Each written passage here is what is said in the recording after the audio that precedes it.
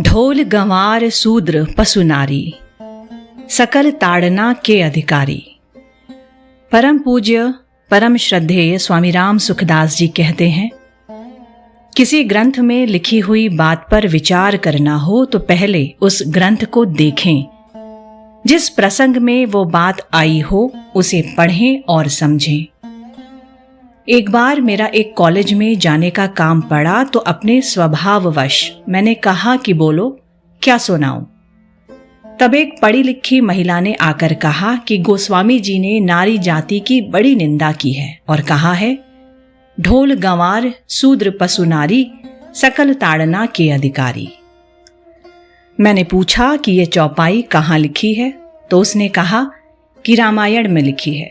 फिर पूछा कि रामायण में किस जगह लिखी है, तो कहा कि अयोध्या कांड में लिखी है। किस प्रसंग में लिखी है, तो कहा कि जहां स्त्रियों का वर्णन है उसमें लिखी है। तब मैंने कहा कि देखो, तुम पढ़ी लिखी हो, ग्रेजुएट हो। पढ़े लिखे व्यक्ति को चाहिए कि वो कुछ बोले तो ठीक ढंग से बोले। कोई व्यक्ति अपनी प्रतिष्ठा रखना चाहे तो उसे सोच समझकर विचार करके बोलना चाहिए। बैठ सभा बिच मुंडे बाहर, बचन काढ़िजे सोच विचार। आपकी कोई शंका हो तो पहले उस मूल ग्रंथ को देखें कि ये चौपाई कहाँ आती है, गोस्वामी जी ने किसके द्वारा कहलवाई है, कौन बोलता है। कम से कम इतना विचार कर लें, फिर पीछे शंका करें। बिना विचार किए सीधे गोस्वामी जी पर कलंक लगाना कि उन्होंने नारी जाति पर आक्षेप किया है, यह बड़ी भारी भूल है। निज ज्ञान राम पर धरहि मानस।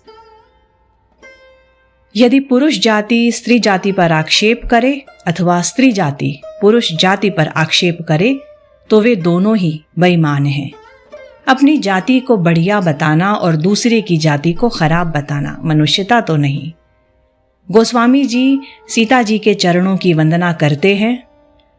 जनक सुता जग जननी जानकी, अतिशय प्रिय करुणा निधान की। ताके जुगपद कमल मनाऊं, जासु कृपा निर्मल मति पाऊं मानस।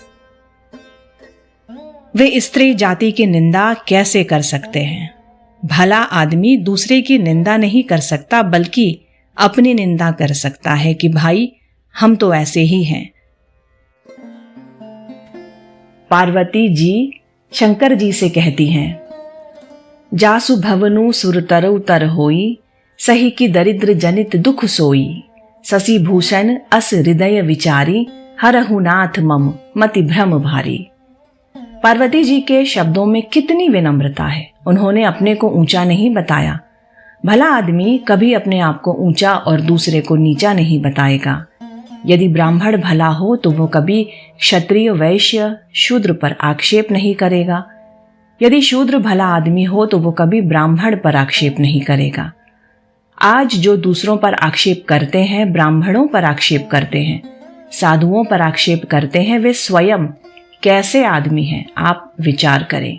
वे भले आदमी नहीं हो सकते।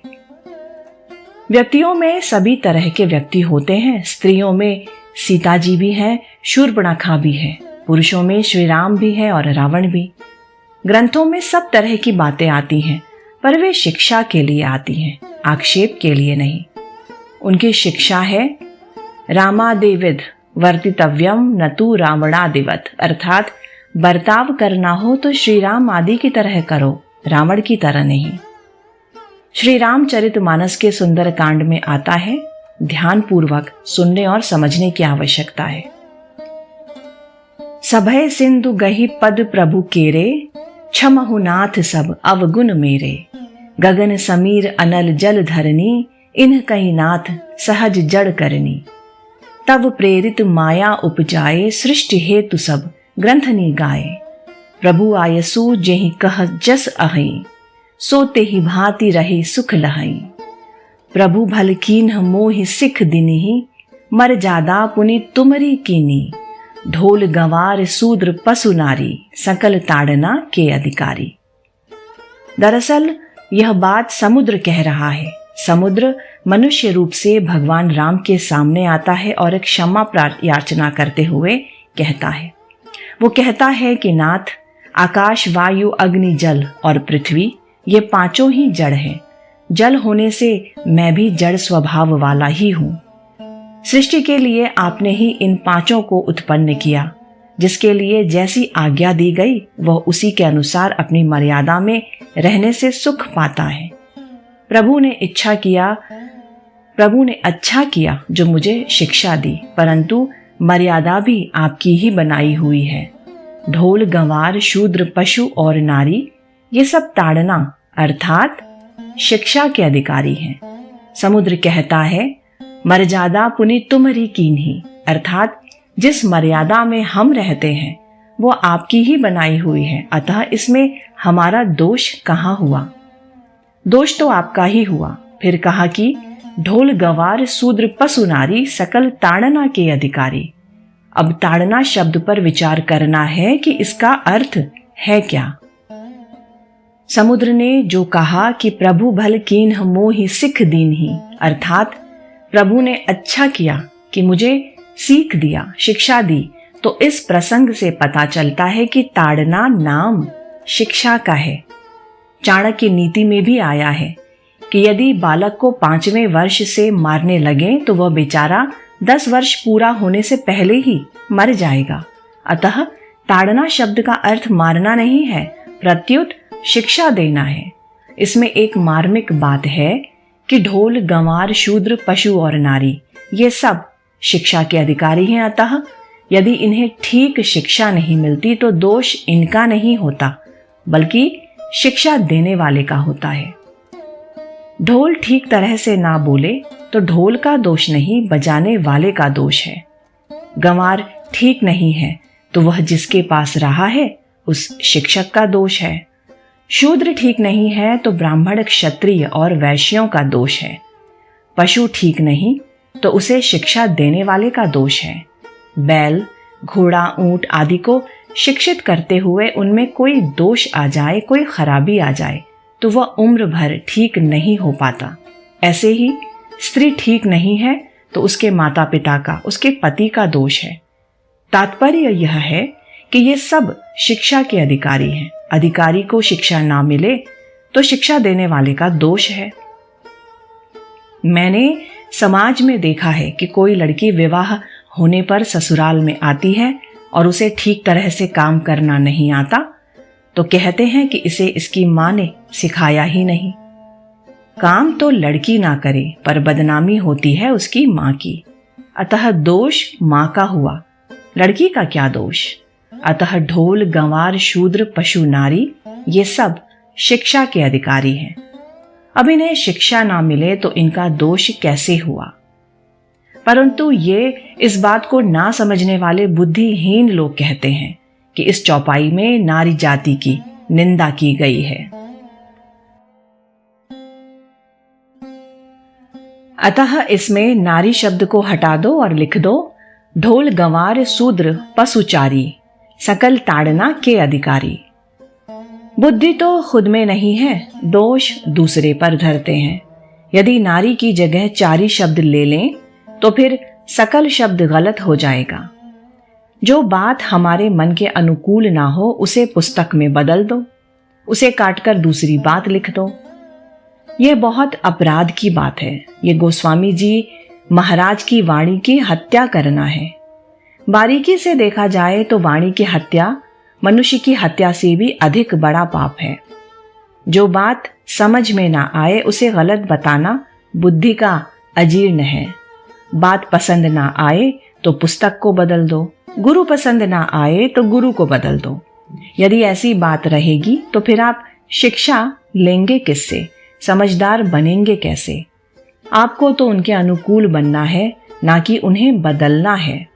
आजकल का जमाना बहुत विचित्र है। जो बात अपनी समझ में ना आए उसे गलत कह देंगे।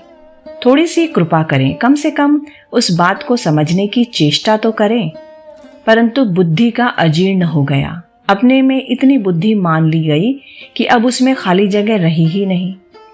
एक बार कोई भाई मुझसे बात करने लगा तो मैंने कहा कि देख भाई, हम दोनों ही पंडित हैं। तेरे मन में तू पंडित है और मेरे मन में मैं पंडित हूँ।